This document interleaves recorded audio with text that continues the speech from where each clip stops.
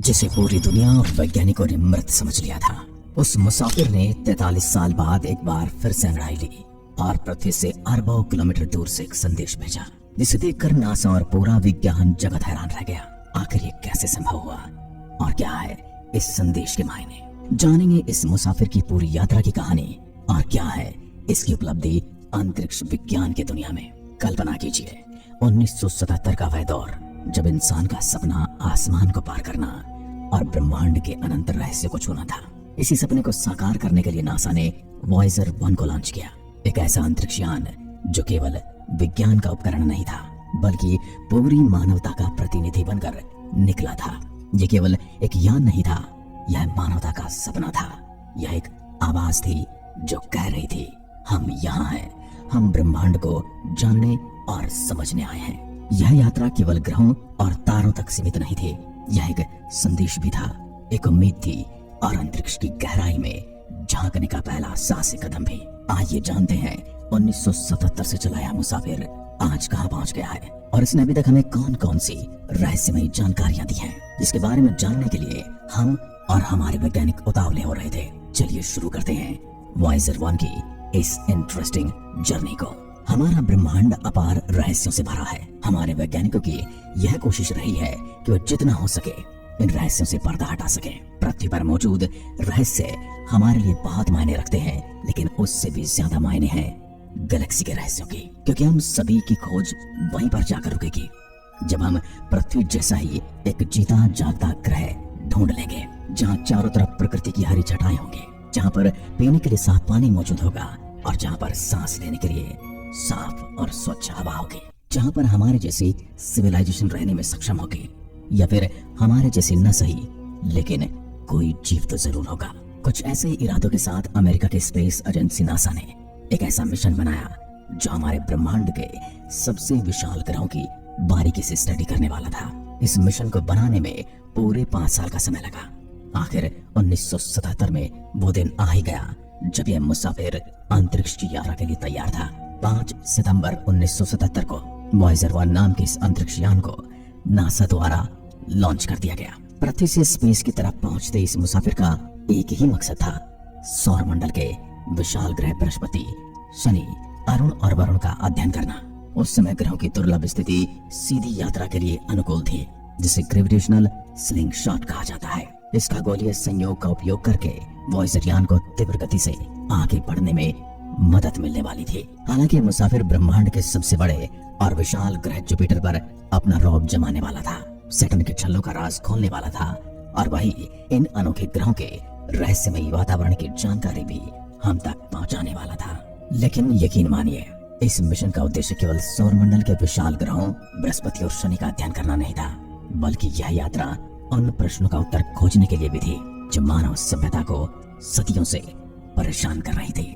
जैसे कि क्या हम ब्रह्मांड में अकेले हैं, क्या हमारे जैसे कई और भी ग्रह हैं, और सबसे महत्वपूर्ण, क्या हम अपने सौरमंडल की सीमाओं से परे जाकर ब्रह्मांड का हिस्सा बन सकते हैं? क्या हमारे दूसरे ग्रहों पर भी हमारी पृथ्वी की तरह ही जमीन, पानी और जीव जंतु, वनस्पतियां आदि उपलब्ध हैं, या ये वीरान है, या ये गैस के गोले हैं? ये तब तक किसी को नहीं पता था।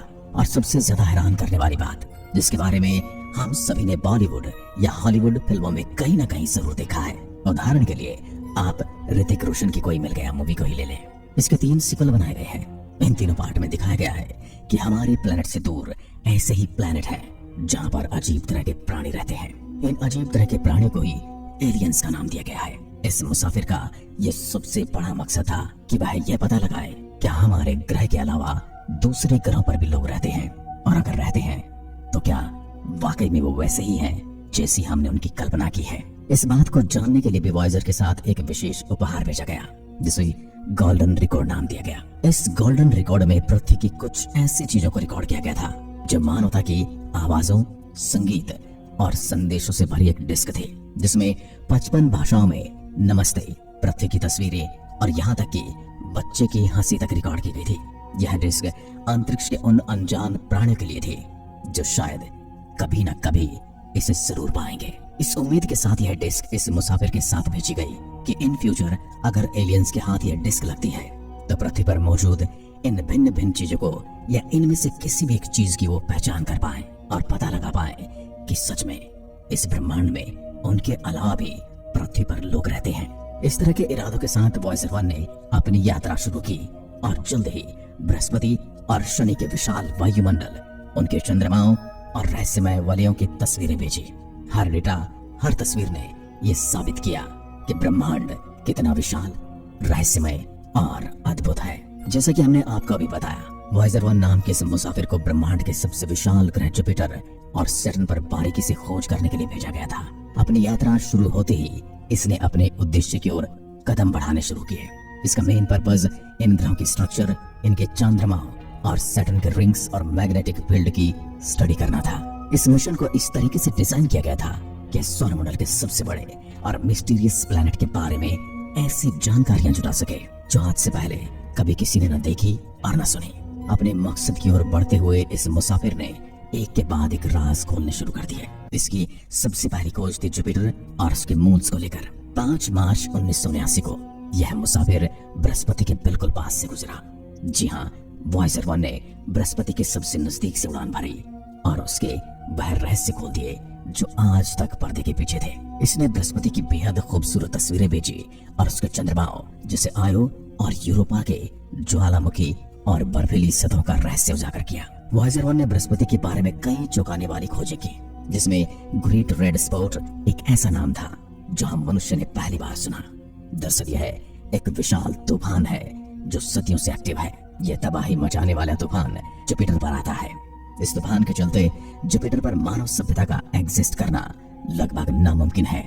लेकिन यह तूफान क्यों आता है, इसकी बारीकी से जांच करने के लिए तो यह मुसाफिर तैयार किया गया था और यह अपना काम बखूबी कर रहा है। इसलिए वॉयजर ने इसकी तस्वीरें भेजी ताकि पृथ्वी पर बैठे साइंटिस्ट इन तस्वीरों को एनालिसिस कर सके और जान सके आखिर इसमें एक्स्ट्रा ऑर्डिनरी क्या है और आखिर क्या वजह है इन तूफानों की। वॉयजर 1 ने बृहस्पति के चंद्रमाओं पर ज्वालामुखी गतिविधियों का पता लगाया। खासकर आयो पर यह पहली बार था जब किसी ग्रह के चंद्रमा पर ज्वालामुखी देखा गया। वॉयजर 1 ने ही पहली बार यह बताया कि बृहस्पति की वायुमंडल में हाइड्रोजन और हीलियम की संरचना मौजूद है। करीब 18 महीने तक जुपिटर पर रिसर्च करने के बाद यह मुसाफिर अपना रुख करता है शनि की ओर। फाइनली 12 नवंबर 1980 को वो दिन आ ही जाता है जब वॉयजर फर्स्ट ने शनि का पहली बार साक्षात्कार किया और इस सुंदर पहले नजारे के साथ ये मुसाफिर अपना काम शुरू कर देता है। शनि की यात्रा के दौरान वॉयजर 1 ने इसके रिंग्स और मून्स की बारीकी से स्टडी करना शुरू कर दिया। यह पहली बार था जब किसी मिशन को शनि के अद्भुत वलयों को नजदीक से देखने का मौका मिला। वलयों यानी कि शनि के रिंग्स की बात हो रही है। वॉयजर 1 ने यह रहस्य खोला कि शनि के वलय छोटे छोटे बर्फ और धूल के कणों से बने हैं। इसके चंद्रमा टाइटन का भी अध्ययन किया जो बेहद खास था क्योंकि उसकी सतह पर वातावरण मौजूद था। इस मुसाफिर ने शनि के छल्लों के बारे में अद्वितीय जानकारियां दी, जैसे कि उनकी परतें और उनमें छोटे छोटे कणों की संरचना। शनि के सबसे बड़े चंद्रमा टाइटन पर वायुमंडल की उपलब्धि का पता चला। यह खोज आज भी खगोल शास्त्री को रोमांचित करती है क्योंकि टाइटन पर जीवन की संभावनाएं आज भी खोजी जा रही है। जुपिटर और टाइटन को एक्सप्लोर करने के बाद यह निकल पड़ता है एक ऐसी खोज पर जिसने हम सभी को और विज्ञान जगत को हैरान कर दिया। जी हाँ, 14 फरवरी 1990 को सौरमंडल से बाहर निकलने से पहले वॉयजर 1 ने आखिरी बार पीछे मुड़कर देखा और एक ऐसे ब्लर नीले कलर के डॉट की एक तस्वीर भेजी। इस ब्लर डॉट को पेल ब्लू डॉट का नाम दिया गया। जब वैज्ञानिकों ने इस डॉट को गहराई से खंगाला तो उन्हें पता चला ये तस्वीर हमारी पृथ्वी की थी जो 6 अरब किलोमीटर दूर से छोटे से बिंदु के रूप में नजर आ रही थी। यह क्षण हमारे अस्तित्व का प्रतीक बन गया। वॉयजर 1 नाम का यह मुसाफिर बिना पीछे मुड़े आगे बढ़ता जा रहा था और हमें एक के बाद एक ऐसी इंफॉर्मेशन दे रहा था जो मानवता के लिए बहुत महत्वपूर्ण थी। आखिरकार 17 फरवरी 1998 को वह दिन आ ही गया जब इसने इतिहास रच दिया। वॉयजर 1 ने अपने साथी पायनियर 10 को पीछे छोड़ते हुए इतिहास रच दिया। यह मानवता का सबसे दूर का यात्री बन गया। हालांकि वॉयजर 1 को बृहस्पति और शनि की खोज के लिए ही तैयार किया गया था, लेकिन इसकी यात्रा यहीं पर खत्म नहीं हुई। इन ग्रहों के अध्ययन के बाद इसे सौरमंडल की सीमाओं की ओर भेजा गया 25 अगस्त 2012 को वॉयजर 1 ने सौरमंडल के प्रभाव क्षेत्र को पार कर लिया और इंटरस्टेलर स्पेस में प्रवेश किया। इंटरस्टेलर स्पेस उस जगह को कहते हैं जो दो तारों के बीच में मौजूद होती है। इस तरह वॉयजर 1 पहला ऐसा मानव निर्मित यान बना जिसने तारों के बीच का सफर तय किया। 2013 में इंटरस्टेलर मैग्नेटिक फील्ड का डेटा नासा के वैज्ञानिकों तक पहुंचाया, जिसने हमें पहली बार बताया कि तारों के बीच का क्षेत्र किस तरह का होता है। वहां के चुंबकीय क्षेत्र और प्लाज्मा के बारे में महत्वपूर्ण जानकारियां भी वॉयजर 1 ने हमें दी। सितंबर 2024, 47 साल बाद वॉयजर 1 काम कर रहा है। यह हर दिन पृथ्वी से दूर जा रहा है, लगभग 23.3 अरब किलोमीटर की दूरी पर मौजूद है। हालांकि इसका एनर्जी सोर्स धीरे धीरे खत्म हो रहा है, लेकिन यह यान अभी भी हमारे लिए डेटा भेज रहा है। वॉयजर मिशन का विचार केवल विज्ञान तक सीमित नहीं था, बल्कि यह इंसान के जिज्ञासु स्वभाव, अनंत अंतरिक्ष की जानने की चाह और इसे समझने की कोशिश थी कि हम ब्रह्मांड में अकेले हैं या कोई और भी है जो हमारी तरह इस ब्रह्मांड में जीवन जी रहा है। आज वॉयजर यान हमारे सौर मंडल से बाहर निकल चुका है और यह हमारे सबसे दूर तक पहुंचने वाली मानवता की दूत है। एक संदेश, एक उम्मीद और एक अनंत आकाश की ओर एक अनंत यात्रा, यही है वॉयजर मिशन। वॉयजर 1,40,000 साल बाद भी किसी तारे के करीब पहुंचेगा। यान हमेशा हमें याद दिलाएगा कि कैसे हमारी छोटी सी दुनिया ने ब्रह्मांड में एक विशाल कदम उठाया। वॉयजर 1 आज भी हमें यह सिखा रहा है कि हमारे सपने अनंत हैं और हमारी संभावनाएं असीमित। वॉयजर 1 ने बृहस्पति और शनि के बारे में ऐसी जानकारियां प्रदान की जिसने खगोल विज्ञान में क्रांति ला दी। यह मिशन मानवता की जिज्ञासा, तकनीकी कौशल और ब्रह्मांड को देखने समझने की अदम्य इच्छा का प्रतीक है। वॉयजर 1 की कहानी हमें यह सिखाती है, इंसान की कल्पना और जिज्ञासा की कोई सीमा नहीं। यह अरबों किलोमीटर दूर तक जा सकती है। यह उन अनंत संभावनाओं की कहानी है जहां हम ब्रह्मांड को अपना नया घर बना सकते हैं। वॉयजर यान आज 24 अरब किलोमीटर दूर से हमें लगातार डेटा भेज रहा है। यह हेलियोस्फीयर से भी आगे निकल चुका है। इसके उपकरण इंटरस्टेलर स्पेस का नमूना लेता है। 16 अक्टूबर को इसका ट्रांसमीटर बंद हो गया था, जिस कारण संपर्क में रुकावट का अनुभव हुआ। माना जाता कि यह शटडाउन अंतरिक्ष यान के वोल्ट प्रोटेक्शन सिस्टम के कारण हुआ था। यह बिजली के ज्यादा इस्तेमाल होने पर कुछ प्रणालियों को बंद कर देता है, यानी बिजली बचाने के लिए अपने कुछ सिस्टम को बंद कर देता है। नासा के मुताबिक एक संदेश को पहुंचने में लगभग 23 घंटे लगते हैं। पृथ्वी से वॉयजर तक संदेश को भेजने और वहां से आने में इतना ही समय लगता है, यानी कि एक संदेश का आना और जाना 46 घंटे का प्रोसेस है। 16 अक्टूबर 2024 को जब नासा वैज्ञानिकों ने एक कमांड भेजा तो 18 अक्टूबर तक उन्हें इसकी प्रतिक्रिया का पता ही नहीं चल पाया। लेकिन उसके बाद वॉयजर यान ने कुछ ऐसा कर दिखाया जिसने सबको हैरान कर दिया। एक्चुअली वॉयजर 1 में 2 रेडियो ट्रांसमीटर है, लेकिन वर्षों से केवल एक ही इस्तेमाल किया जा रहा है।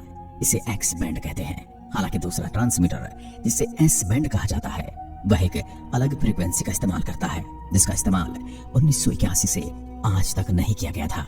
वर्तमान में नासा ने एक्स बैंड ट्रांसमीटर पर वापस स्विच न करने का विकल्प चुना है और अब जो ट्रांसमीटर 43 सालों से बंद था वही ऑन हो चुका है और उसी के माध्यम से ये हमें संदेश भेज रहा है। वैसे वॉयजर 1 को लेकर आपका क्या ख्याल है? क्या है मुसाफिर ऐसे ही बिना रुके बिना थके अपना सफर जारी रखेगा और उस उद्देश्य को पूरा करेगा जिसके लिए इसे भेजा गया है? क्या आने वाले समय में कोई ऐसी सिविलाइजेशन से यह टकराएगा जो वापस हमें संदेश भेजेगी और बताएगी कि तुम इस ब्रह्मांड में अकेले नहीं हो, हम भी हैं जिसने तुम्हारा संदेश रिसीव कर लिया है? हमें अपनी राय कमेंट में जरूर बताइएगा। वीडियो पसंद आई हो तो इसे लाइक करके हमारे चैनल को सब्सक्राइब करना ना भूलें। धन्यवाद।